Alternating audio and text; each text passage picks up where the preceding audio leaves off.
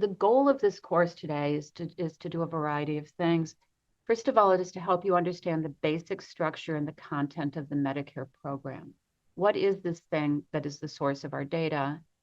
Understand how the structure of the program relates to the data that are available. So these data are not created in a vacuum, but in fact are a direct offshoot of the structure of the program. So understanding how those fit together is incredibly important. We want you to be to be familiar with the Medicare data available for research, as well as some potential uses for these files. Understand how billing data are generated and how Medicare administrative data sets are created. And we want you to be able to, at a very basic level, use these files, the enrollment data, to define a study population, identify target populations, and calculate rates. And ultimately, to be able to use the MedPAR, which is hospitalization data, the carrier file, which is physician and some outpatient services, and the hospital outpatient file for observational studies, estimates of disease prevalence, and understanding the use of health services. With these, we'll also talk about how comorbidity scores are generated and how you can create a chronic disease cohort using Medicare claims data, and actually to get you to the step where you're able to start working with the Medicare data that you receive. So it's a very ambitious agenda. You can see why spreading this across 3 days rather than 2 is probably necessary to give everybody time to absorb and process the information. So with that, if there aren't any questions, I'm going to actually start talking about the Medicare program. And so first of all, how many of you have actually tried to navigate the Medicare program?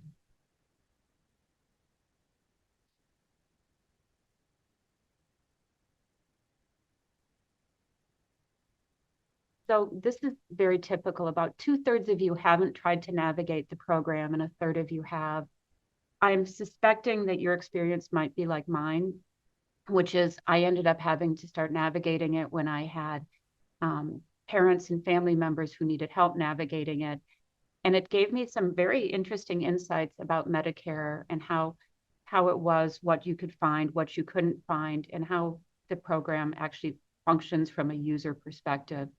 So the reason I'm saying this is it is a complex program, and it is more complex than you necessarily would see from getting the data files or looking at our website. So I encourage you, when you have time and whenever you have time, or when you want to study something, to actually try to imagine how somebody who you are studying would experience it.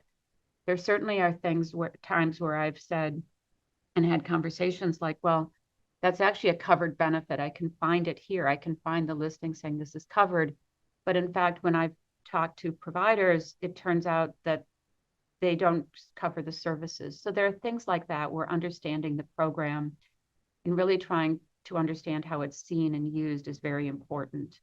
Likewise, if you see the ads on TV, it's sort of the time of year for open enrollment, you can understand how there can be misunderstanding between Medicare Advantage and Original Medicare. So do take the time, along with everything else, to try to understand as comprehensively as you can that part of the program that you are studying. So the Medicare program was actually enacted in 1965 as part of the Social Security Act. The program started in 1966, and it's been repeatedly expanded and modified since then. And across the entire history of the Medicare program have been these two conflicting concerns. At one hand, there's concern that the expenses are too high, that they outpace inflation, they outpace expectations. The Medicare Trust Fund is going to be bankrupt. We've all seen all of that. And there's this price concern part of it. And at the other end is this concern that the program doesn't cover care that beneficiaries need. And even in this latest political race, right, the presidential race, if you listen to it, what you would have seen is both happening simultaneously. How do we control the cost of Medicare and yet still make sure that the people get the care that they need? The people who are relying on Medicare can access what they need. So the original structure of the Medicare program was what was called fee-for-service. And what happened is providers were paid by CMS for the services provided. At present, and not actually original, Payments are based on a standard fee schedule that take into account the amount of work, RVUs, if you know that phrase, and a geographic adjustment. There are two types of beneficiaries. There are the elderly, though many at least, are offended when I call them that. So, and as I'm getting closer to it, I can kind of relate. So we'll just call it people who are older. And about 86% of the Medicare beneficiaries fall into this group, and that's age 65 years of age and older. And approximately 96% of the people who fall into this age group are Medicare beneficiaries. The other group is the disabled, and these are people who are determined to be disabled by the Social Security Administration. Medicare does not determine disability. They accept responsibility once Social Security makes a determination. And about 14% of Medicare beneficiaries are disabled. That's 2019 data. And Medicare benefits start 24 months after disability benefits start. So in other words, the two are not, there's a lag between being determined to be disabled and actually getting the healthcare benefits associated with it. There also are other Medicare programs. There's the end-stage renal disease program, and there's the amyotrophic lateral sclerosis, or ALS, which is Lou Gehrig's disease, which is more recent. With both end-stage renal disease and ALS, coverage begins at the time of diagnosis. So you can see, even wanting to do things like study what happens in the first month or what is pent-up demand or anything else requires spending a little bit of time understanding the program, its requirements, and its benefits. So I'm actually going to skip, unless throwing things off, I'm going to skip, actually, let's do it. The question is, are most people with disabilities found in the Medicare program?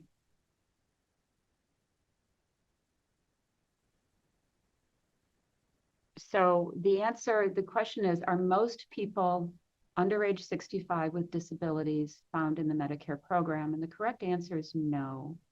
And 67% of you got that. And the reason is complex. So first of all, most disabilities, if we think about them as from as basic as hearing, vision problems, mobility problems, are not severe enough that the Social Security Administration determines that a person is not able to work.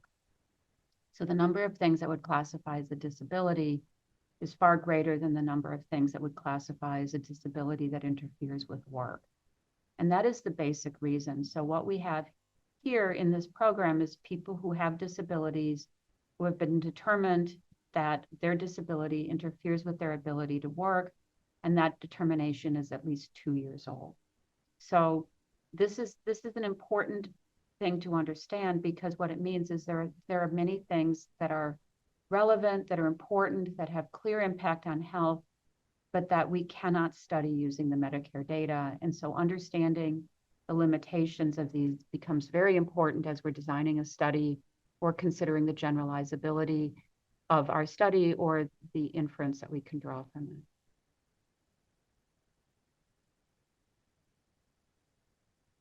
So as we said, the Medicare program began in 1966. You can see that by the blue line, which is a number of millions of people. So you notice when the program started, it was about 20 million people. And right now, whereas 2019, which is the last time we updated this slide, it was over 50 million elderly. So the program has increased dramatically and steadily and consistent with the size of the population and the population over age 65 of the United States.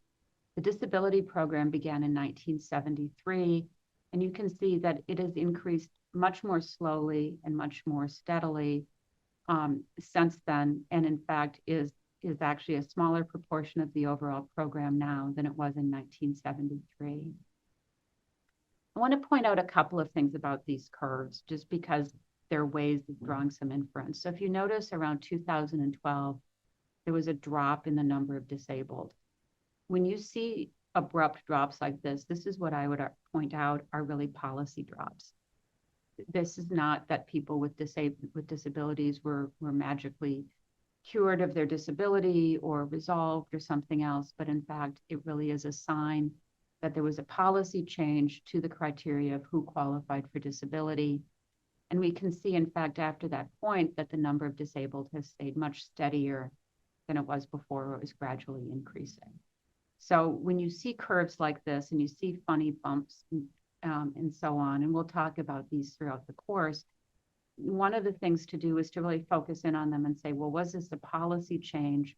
And how do we think that policy change is going to change what we're doing? Is it going to interfere with my inference, or is it just going to be there? I will also point out the sharp rise in the slope of the blue line. And that is really the baby boomers. And that just has to do with demographic changes in the US. So I do encourage you to, as you're looking at data like this, to really think about what does this tell us and how is this going to change what I'm going to be studying. Now, I personally find this slide absolutely fascinating. So we talked about a few minutes ago that there was a change and there was pressure to control Medicare costs. But the light blue line, the lower line is total Medicare expenditures, and the darker line is total national expenditures. And if you look at the shape of the two lines, you can really clearly see that Medicare spending has not grown anywhere near as quickly as overall healthcare expenditures. And this matters because when we think about how likely is it that some of our programs are going to control costs or control cost increase, I would encourage you to keep some of this in mind and ask, well, how much would we expect it? How much latitude is there in the Medicare program? Or what else could be going on? Or how does the change in Medicare inflation versus total medical inflation affect what is possible or the care received? So this is very definitely context I encourage you to keep in mind as you're designing your studies. So when we look at our Medicare enrollees, these are 2019 data again, but the patterns are largely unchanged. Do notice almost half of the enrollees are between the ages of 65 and 74. So this sometimes we will call the young elderly or the young old. And notice that 11% of the people are 85 and older. And this is actually one of the fastest growing groups in the Medicare program. Life expectancies are increasing. The number of people we have in their late 80s and 90s is growing. And so we really can think about, well, what is going on with these people? What are their needs and how do their needs differ? And so there are opportunities, particularly given the size of the population, to focus in on subgroups that we may have normally just sort of said, well, that's a small group, we're going to get rid of them. And again, as I pointed out earlier, about 14% of the population is below age 65, so disabled. This is a slide that I want to point out because this is one, and at some point I should pull up the old one, where I've seen across my career the biggest changes. So if you notice, we see the typical thing that we're used to, which is that for older people, there's an excess of women relative to men, and that has to do very much with life expectancy. So this is a typical pattern that has been stable for my career. But notice that with the disabled population, it's almost equal between men and women. When we first started doing these courses, the elderly and the disabled were almost mirror images of each other, in that we had about 55% disabled were men, about 45 disabled were women. And so I think this equality between men and women reflects changes of the gender composition of the workforce. But do notice that the gender difference in disability has changed over time and is almost now equal male and female, where it didn't used to be. So sometimes we're going to see changes, secular changes that can be interesting, and sometimes we won't, and do sometimes think about those as opportunities for asking questions. The Medicare program structure is probably the most confusing thing about the data. It is not an easy data. These are not easy because the program itself is something that was progressively built from 1966 to the present, and it wasn't always built in a way that if we set out to build it or to label it that we would have. So I'm going to try to walk you through it so you understand it. So first of all, Medicare was created in two parts, and the two parts reflect the view of healthcare at the time. So Part A was an entitlement, and it largely covered hospital care. And the belief was that people couldn't afford to get hospital care and that should be covered. Through no fault of their own, they lived longer than they expected and they couldn't afford their hospitalizations and those were bankrupting them. At the time, we also created what we called Part B, which was optional. And this optional insurance largely covered physician services. So insurance in the 60s did not cover physicians. Physicians largely worked for cash, and it was really the hospitals that sometimes needed to be covered. So if you think about it, the structure is very simple. Original Medicare had Part A, an entitlement, and Part B, optional. We now then came to Medicare Advantage or Part C. Well, Medicare Advantage is an alternate system rather than a parallel part of it. So Part C parallels original Medicare with a different payment model. We then added Part D, which is the pharmacy data, and Part D data covers equally and similarly both original Medicare and Medicare Part C or Medicare Advantage. So this is our structure, which again, we would have never made Part C running parallel to or running contrary to original Medicare. We probably wouldn't have called original Medicare what it was, and we wouldn't have necessarily had Part D and Part C adding together in a different way than A and B would be. So this is the craziness of the system, but it becomes important when you're trying to figure out who you're studying and which of these services they're eligible to receive, because that will affect which data you will look for their services in. So Part A covers hospital care, as it always has. It covers some skilled nursing facility care. It covers some home health care, and it covers hospice care. If you're eligible for Part A, if you or your spouse worked 40 or more quarters in your lifetime and paid Medicare tax.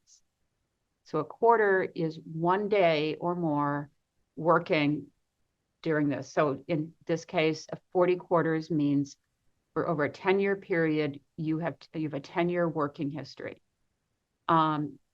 This doesn't mean full-time work. It can be part-time work. It can even be episodic work. But if Medicare tax was taken out, it counts. For those people who didn't work 40 quarters, they can actually buy into Medicare by paying a premium.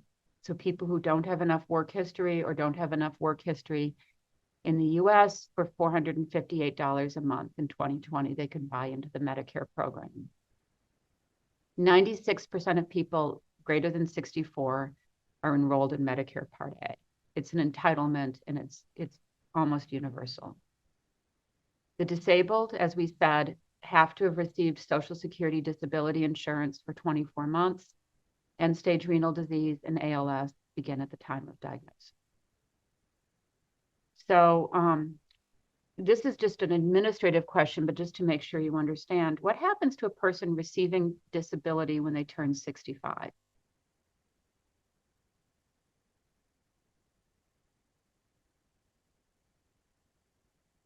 So the answer is, in one way, everybody is correct. They remain covered. People do not lose their coverage. Administratively, they are moved into beginning age-related coverage. And their disability, if you were to look at 1 year and not look carefully, and we'll talk about it later on today, you would not see that they were originally received their Medicare benefits due to disability. So what happens is, administratively, Medicare, the insurance company, moves somebody from being entitled to Medicare due to disability into being entitled to Medicare due to age. So they actually begin being classified in the age-related portion of the Medicare program.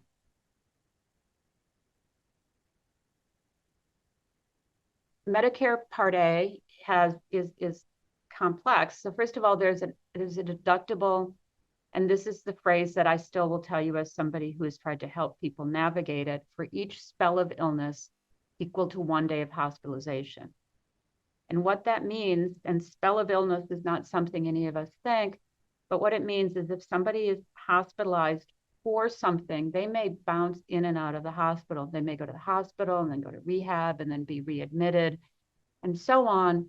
And the spell of illness is a set of complex rules that I will admit I have not mastered either personally or professionally, that says This entire care continuum is due to the same underlying thing.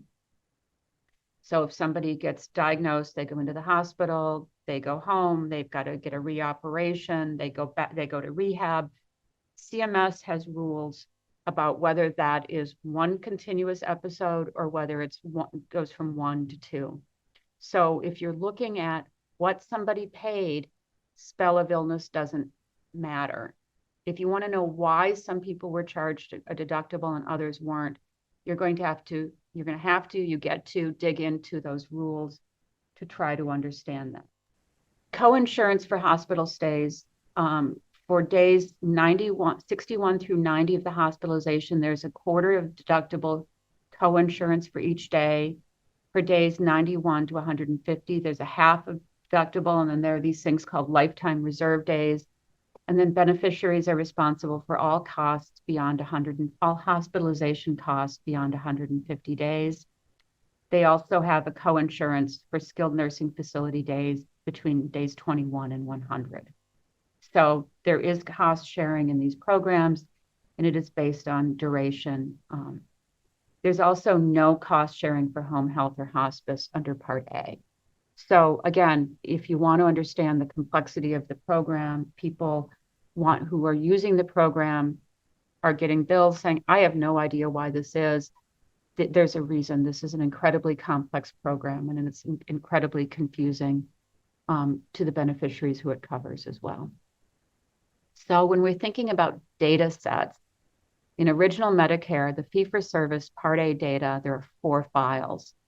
And these are in alphabetical order, not necessarily in the order we might think of them. There's the home health agency file, there's the hospice file, there's the inpatient file, and the skilled nursing facility file. And these are the files. If you call us up and say, I want to study Part A in original Medicare, we would say you need 4 files. Part B, or SMI, which is supplemental medical insurance, provides benefits. It provides coverages for physician services and other types of providers, such as health departments. It also provides facility charges for outpatient services in the ambulatory care centers. So in other words, when you go to an emergency room, as an example, you will have bills related to the physicians who take care of you or the nurse practitioners, so on. You will also have a bill from the facility itself to say, well, we provided the paper gown and the desk and the x-ray equipment and the tech. And so both of those are covered under Part B. Also durable medical equipment, walkers, braces, boots, and so on, oxygen, are covered under Part B. Part B requires some enrollment. So it's not, remember we said Part A is an entitlement. Part B requires payment. Usually the payment, and optimally and best, is deducted from the monthly Social Security check, starting with first eligibility.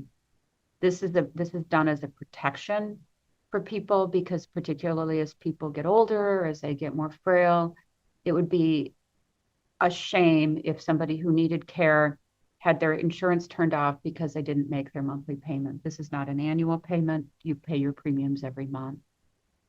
People don't have to enroll at the time of eligibility, but if they do, they have to do one of 2 things. They either pay an added premium for delay. So in other words, this is an insurance program. You don't get to just pay for the insurance when you need it, unless you can show that you have equivalent insurance in the private market. The payment range for those newly enrolled is somewhere between, in 2020, was between $144 and $491 per month.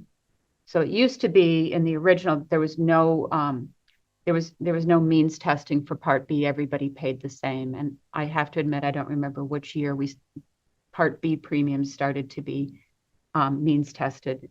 So which is why there's now a range of premiums that people pay. Part B has an annual deductible of, in 2020, it was $198, and it has a 20% coinsurance.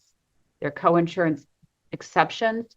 Clinical laboratory tests do not have coinsurance, and certain preventive services, vaccines, prostate cancer screening, preventive services do not have coinsurance or deductible. And mental health services were previously higher, and in 2014, they changed to a 20% copay. So again, what do I owe? How much do I have to budget for my Medicare Part B is not a straightforward answer.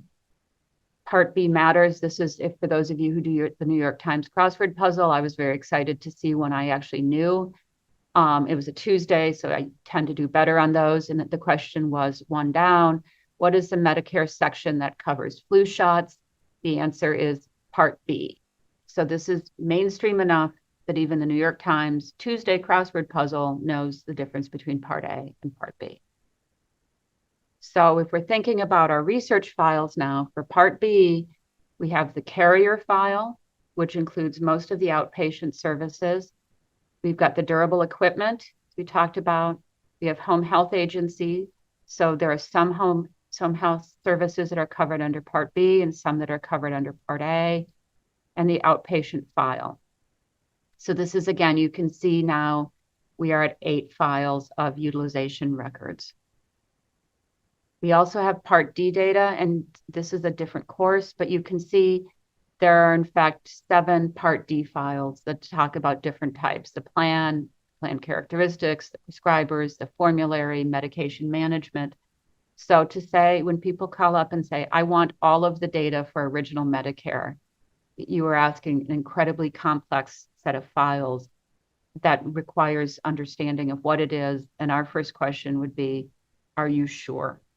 Because these are not simple, and this would be an awful lot of data to manage if you're not used to it. So Medicare Part C, as we said, which is a counterpart to Medicare, original Medicare, began in 1985. It was part of the Tax Equity and Fiscal Responsibility Act of 1982, and it was designed as a way to save money. It was also a compromise where there was a hope that we could simultaneously save money through managed care and yet provide more services. So again, even the beginning of managed care was showing this tension between cost control and providing services.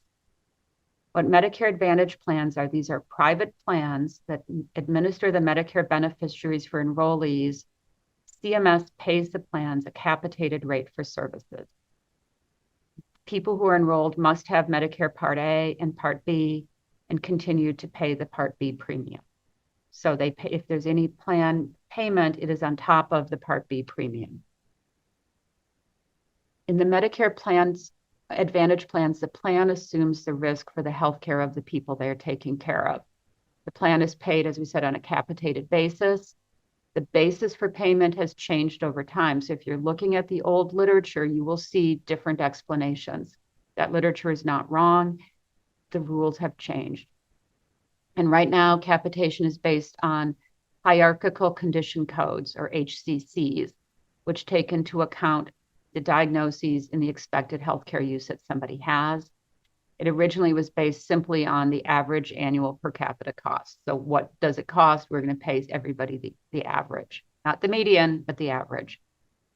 Its Kaiser Fund says that currently the plans are paid about 11% more than it would cost for original Medicare to cover it. That again is maybe a political issue. We may see that coming up, but this is the basis for it.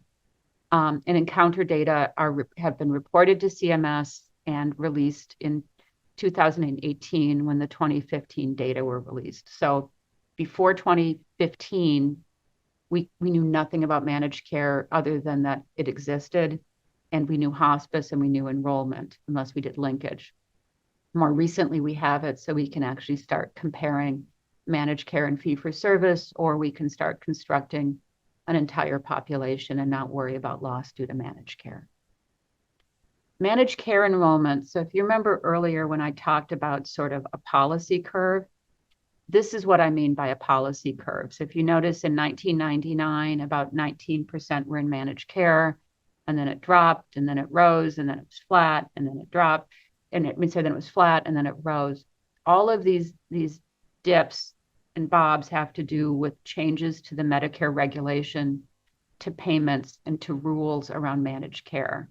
So if you're studying managed care and if you're trying to compare managed care to fee-for-service, or you're trying to understand the lost follow-up, do take into account that there have been policy changes continuously through the life of the program, and what the loss means and how you interpret it is a continuously changing question. So don't just ignore this and say, oh, this is not a big deal. This really can become a real question of bias and generalizability. In 2020, about 40% of enrollees were in Medicare Advantage plans. It's more common in urban counties than rural, and it ranges from state from like 2% in Alaska to almost 50% in Florida and Minnesota. The average monthly premium paid in addition to the Part B premiums is $27. We can see there are changes into Medicare Advantage by state. You can see there are dark states and there are light states, and there's a huge gradient. Most of this map has been largely stable, but you can see there are things about these different markets that might affect it. So if you're picking to study a few states, you might want to pull up this map. This is a ResDAC map. Kaiser Family Fund also produces maps to sort of ask yourself whether you're strategic in which states you pick. So what if we said you also wanted you wanted the Part C data, you would get, again, a number of files. You would get an Encounter inpatient file, Encounter skilled nursing facility file, Encounter home health file, and then the Part A hospice file you would get as well, because you would ask for as well, because hospice is a carve out. So there's one hospice benefit for both original Medicare and Medicare Part C. And as with Part B, there would also be the carrier, the durable medical equipment, the home health, and the outpatient file. So the file structure between Part A and Part B is almost identical. When we think about the payment structure, and I want to be clear, I'm an epidemiologist, not an economist, but these are important factors to consider. In fee-for-service Medicare, providers are paid by CMS for service provided. Payments are based on fee schedules that take into account the amount of work and a geographic adjustment. And in managed care, providers are paid by plans. The payments to providers are negotiated with the plan. There is no national or public fee schedule. CMS pays a monthly payment to plan. The plan accepts the risk for that care that exceeds the payment. And in fact, if we want to figure out which is most efficient and we want to try to do costs, at some point there has to be assumptions or estimates. Part D, which is the prescription drug program, was implemented in 2006 as part of the Medicare Modernization Act. It's based on a model where beneficiaries can purchase drug coverage offered by private plans. The plans themselves have a lot of flexibility in terms of benefit package, deductibles, formularies, authorizations, and premiums vary by plan. Plans are state or region-based. There are standalone plans which may be used along with traditional Medicare, or they may be rolled into a Medicare managed care called a managed care prescription drug plan. Plan enrollment is for a year, and we're now in the middle of enrollment period. If you're interested in this, I encourage you to go on to one of the mini websites where it says a plan selector. Imagine a couple of medications and try to understand what it actually takes and what it requires to make some of those decisions and decide which plan, and understand the choices and how well or how easily somebody might understand it. Enrollment in Part D is optional, but there is a penalty for those who enroll for those without what's called creditable coverage, which is, again, equivalent coverage. There's also extra help if needed called low-income subsidy, or LIS. So again, if you need help, you can qualify for it. It's different than Medicaid. But again, like with Part B, you do have to show that you have equivalent coverage if you turn it down.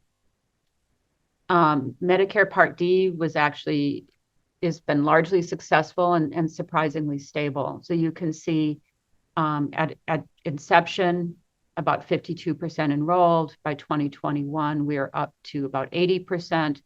We can again see our policy blip around 2013, where we see this abrupt slope change. Honestly, I do not know what policy happened there, but you can see, and this is again what I mean by a policy blip. About 51% of the people in Part D are part of a Medicare Advantage plan, and 49% are part of a standalone plan that they add to their original Medicare. So again, when you look at all the research utilization files, you can see this complexity of different data, some that are common across original Medicare and Medicare Advantage, and some that are unique. There's also a great deal of help for low-income people. There are a variety of programs. There's what's called state buy-in. You can be dual Medicare and Medicaid eligible. And then, as I said a few minutes ago, there's support specific to Part D. All states participate in these programs. There is no state that opts out. And in all states, they will help low-income enrollees meet their Medicare premiums, copays, and deductibles. If we look over time, we see this has actually been surprisingly stable. So blue in this graph is Medicare only, and we can see between 2008 and 2021, the percentage of people that are Medicare only is just over 80%.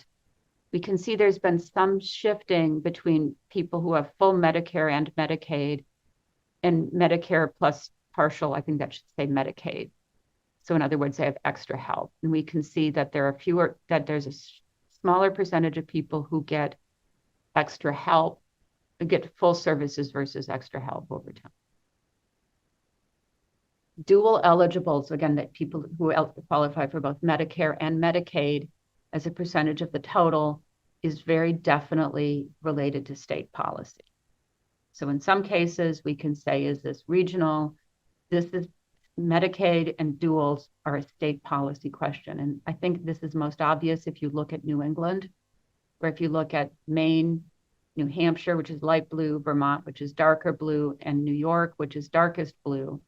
Those three states are from the western edge of Maine to the eastern edge of New York, they're at most 120 miles. And when you look at those state policies, so this has to do with how the state views Medicaid, what the state budget is, where the state priorities are. This is an example where if you're looking at duals or controlling for that, do understand the role of states and state government in those decisions. And do understand also, perhaps just as importantly, that can change from year to year. So if you're interested in this, again, these are Kaiser Family Foundation state health facts maps. This is 2019. I encourage you to look at them and to really ask whether this is going to change what you are trying to do or the inference you will draw. LIS, which is low income subsidy. So notice 27% of Part D enrollees get extra help due to their income levels. In some cases, there's a mix of things going on. So people who have incomes over $40,000 a year are less likely to enroll in Part D than people whose incomes are lower. This most likely has to do with retirement benefits and the type and the generosity of benefits, and whether the retirement benefits include pharmaceutical coverage or not. So what that means is if we're saying I only want to look at Part D enrollees, do understand that there is going to be some element of selecting by income. It may not be that much, you may not care, but this is again where sometimes we just need to understand what that means for how representative our population will be of the underlying Medicare population. So in summary, Medicare is an insurance program. Our original project officer from CMS used to say all the time, Medicare is a tiny little insurance company that decided to release its data to researchers. Medicare is an insurance program. It's really important that you remember that and that you think about that. That means some of the data that are collected, some of the way it is collected and reported is coming from that perspective. So if you want to know why is this done this way, why is this on the first day of the month, why is this covered, what is going on, remember, first and foremost, Medicare is an insurance program. Medicare program regulations are congressionally controlled. So again, you can imagine someone saying, what, does it take an act of Congress? Well, the answer here is yes, it takes an act of Congress. So in the 90s, there was a lot of pressure for Medicare to increase the coverage of preventive services. They previously hadn't been covered. A lot of public health advocates were very frustrated, and they were saying, you can save money by doing prevention. The original PI, Marshall McBain, he studied flu. That was his thing. And he was so excited when in the early 90s, flu shots were finally a covered benefit. It literally took an act of Congress to get the Medicare program to cover flu shots. So what it means is some of the things Medicare does, some of the things it doesn't do, some of the ways changes get rolled out have to do with the fact that it is an insurance program whose regulations are congressionally controlled. But as we've said across the entire history of the Medicare program, changes to the programs have always needed to balance spending control and unmet need. But that balance, I would personally argue, is really quite fascinating to really ask, how do we do this? How successfully are we? And where does the tip and how are we maintaining equipoise between spending control and unmet need? And watching that. So if you're interested in policy, this is an amazing laboratory to play with. When you use the data, please be aware and do not forget what you're able to study, what you're able to see will often be determined by programmatic need rather than scientific planning. When changes are made, we do not have a rollout, we cannot randomize people, we cannot risk adjust. This is an insurance company. And so what this means is I spend a lot of time thinking in terms that at least it used to be called quasi-experimental design. How can we find the natural experiment? What is our natural comparator that allows us to ask these things? Because these are not an experiment, and these were not designed with scientific planning in mind. And so what it means is you either need to be or you get to be. I personally like get to be creative when you balance the strengths and challenges associated with using these data sets. It means there's opportunity, it means you get to think about it, but it sometimes means you have to negotiate with yourself, or you can do what I do, which is negotiate with staff. Well, can I do that? Because this is, again, there are no straightforward answers with these data.